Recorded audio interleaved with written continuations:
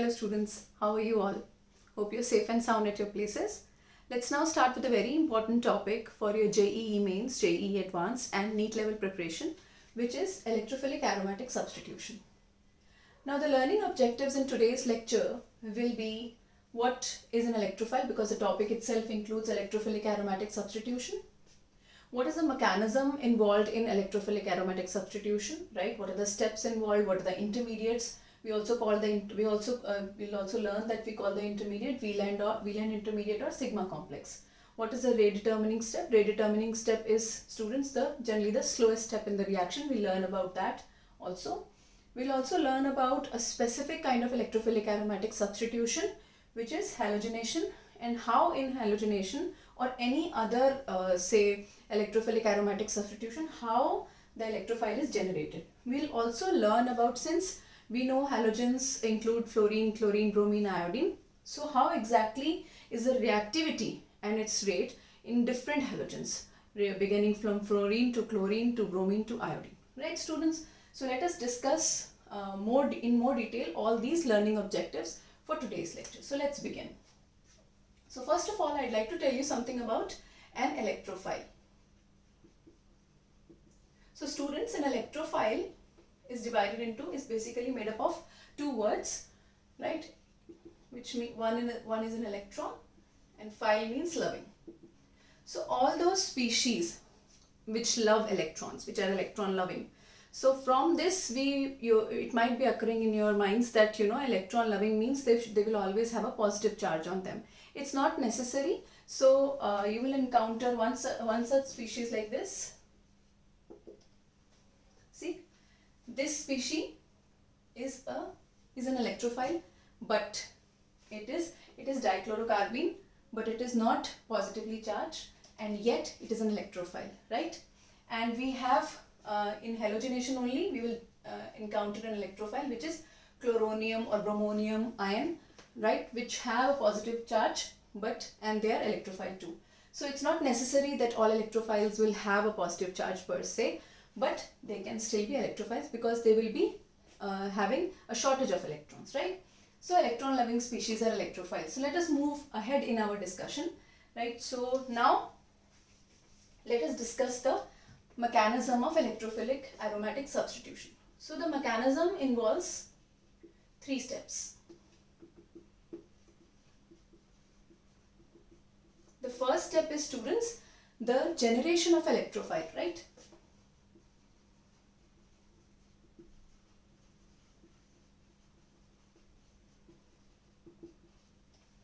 So generally we see that electrophile in a reaction has to be generated for it to attack on the aromatic system. So now, as in our discussion on aromatic systems, we have learned that aromatic systems do not generally undergo your normal addition reactions which acyclic compounds like alkenes and alkynes undergo, which are unsaturated, right? So aromatic systems are the ones which have extra thermodynamic stability. So they undergo only substitution type of reactions, right? Generally substitution type of reactions. You can, in chemistry, you can alter the conditions of the reactions and many things can happen. But generally, aromatic systems, since they are very stable, they only undergo the normal substitution reaction so as to retain their aromaticity, their stability, right? So let us talk about the generation of an electrophile. So how it is generated, right? So since we are going to be talking about halogenation, so let us talk about various halogens. In all your health books, you will see that generally we are talking about chlorine and bromine in case of for halogenation. Why not fluorine and iodine? Why? Because the reaction of fluorine, the substitution of fluorine on benzene ring is highly exothermic. So there are special conditions required for that. And that iodination is quite slow. We have to use special oxidizing agents for the reaction to proceed in the forward direction, right? So generally we'll talk about chlorination and bromination. So let us talk about chlorination. How exactly an electrophile is generated while we are performing chlorination on the benzene ring, right? So for today we will consider the unsubstituted benzene ring as our aromatic system, and how substitution is performed on that using an electrophile, right students? So first let us generate an electrophile from here. So here is the Lewis dot structure of chlorine molecule. As you can see, it is non-polar, right? So we would need a catalyst to generate an electrophile, right? So this is a Lewis acid. Lewis acid, as you must have studied, it is short of electrons. It is an electron loving species too, right? So it is a catalyst. Let me remind you what a catalyst is. A catalyst takes part in the reaction without itself getting participated in the reaction, right? So you can say, so this promotes something which is called a heterolytic cleavage even in this non-polar molecule, right? So this gets, so since this is Lewis acid, again it is poor in electrons, so it would want the electron rich part of the molecule when it is heterolytically cleaved. So AlCl4 minus, because this bond is heterolytically cleaved and it carries over the one extra electron, plus Cl plus. Now students, this is known as chloronium ion. And this is your electrophile, right? So this is how an electrophile is generated here in case of halogenation, right? Similar steps will undergo for bromination, right students? This step is clear to you, right? So let us go to step number 2, right? Let's undergo step number 2. Step number 2 is attack of electrophile on the aromatic system. Right students? Let us see how that proceeds. So we have an aromatic system which is benzene, right? You know it has delocalized pi electrons, and pi electrons are a little weaker than sigma bonds, right?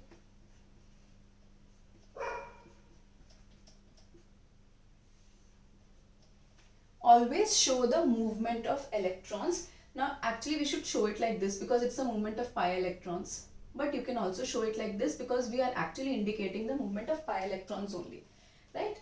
So always show the movement of electrons to an electron poor species, right? So show it like this. Let us see. So what does it form? See students? And a positive charge here because it has taken the 2 pi electrons here students. So this is the intermediate. So what I was telling you, this is the Wieland intermediate, right?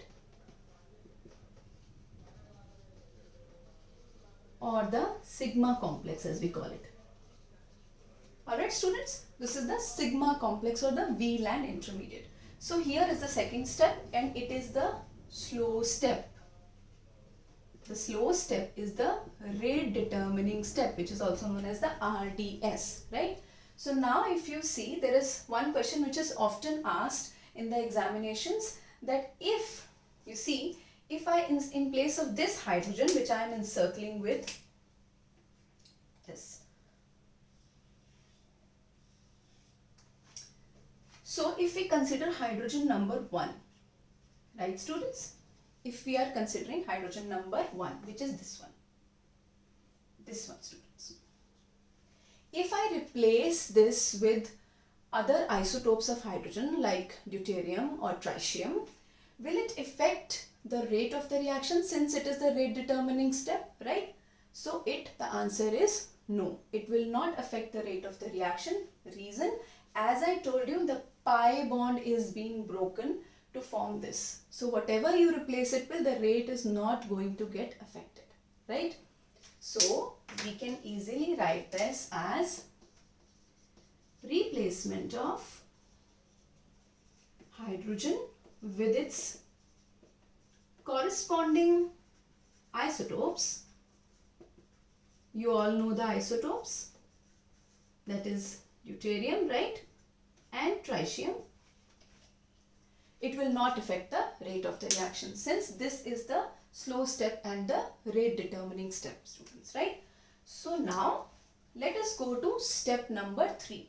Now before going to step number 3, I would like to mention one point here, Then this is the VLAN intermediate. So this is also resonance stabilized. So let us draw the resonating structures of the VLAN intermediate, right?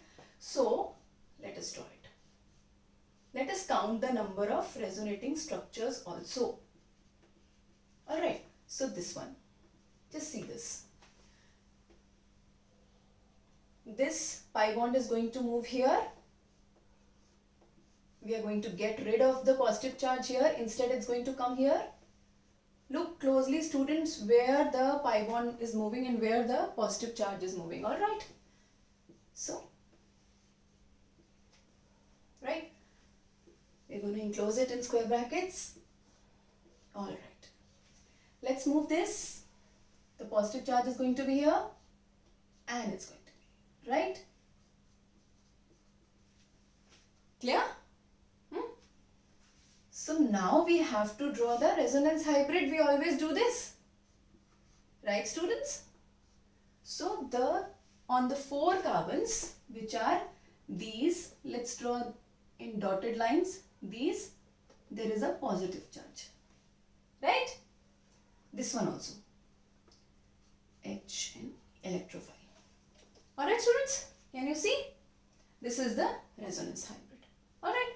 So, it is resonance stabilized and it has 3 resonating structures, right? So you have learnt right now about electrophile, the 2 steps of electrophilic aromatic substitution, the VLAN intermediate or the sigma complex. You have also learnt about the rate determining step and how replacing the hydrogen on which the on the carbon on which the electrophile is also attacking, with the replacing that hydrogen with the isotopes of hydrogen like deuterium and tritium. It does not affect the rate of the reaction, right? Aromatic system. Alright, so step number 3. So we currently have this kind of a system, right? Step number 3 is loss of hydrogen. Let's see.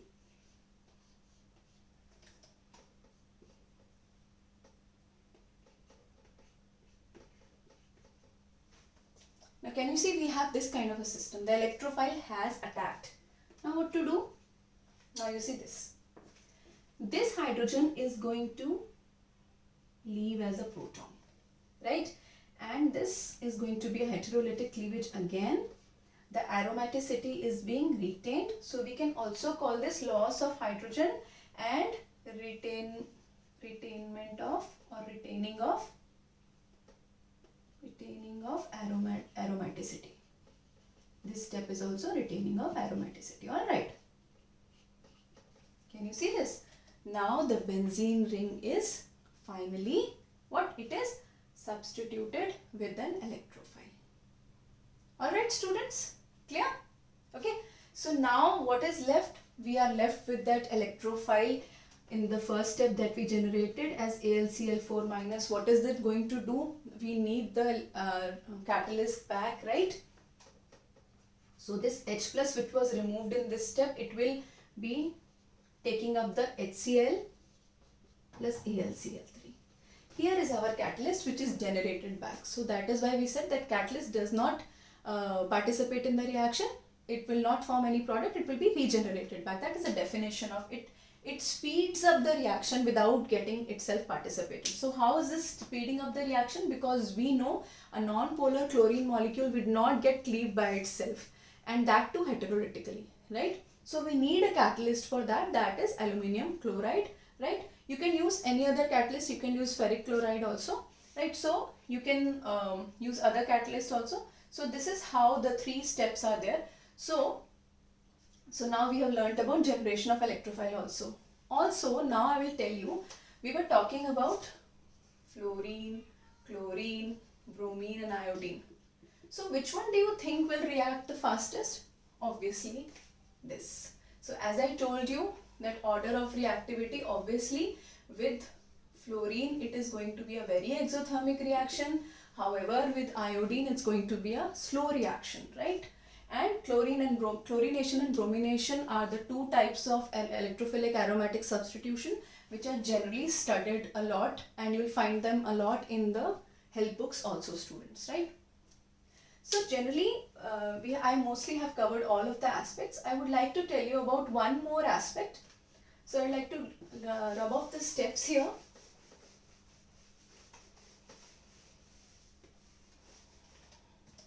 Now let us draw that reaction potential curve that we generally see in most books, right? Reaction progress. Okay, so potential energy. So if you see here, then we have this. So there are 3 steps involved. Correspondingly, it will look like this. Now what are the various steps which are involved? So here it is the benzene ring plus the electrophile, right? The initial reactants will be there, right? So what is this? This is indicating the slow step, right? This is indicating the slow step which leads to our transition state of the Wieland intermediate, which was represented by me like this. Can you see? Then it is the formation of the product, right? So this is how so you can see the potential energy or the activation energy of the slow step is generally very high, right? So that is how the steps are there. So 3 steps or 2 intermediates. So you can see here, this is how the reaction proceeds, and this is the Wieland intermediate, which is the intermediate which is formed, or it's called the sigma complex also. So you have learnt about electrophilic aromatic substitution, and I have covered halogenation. So if you keep on practicing, if you keep on writing the structures in organic chemistry, one day you will it's a sure shot guarantee that you will master the subject like anything. So till then, keep practicing, keep learning, and in the words of great Swami Vivekananda, arise, awake and stop not till your goal is reached. Thank you, students.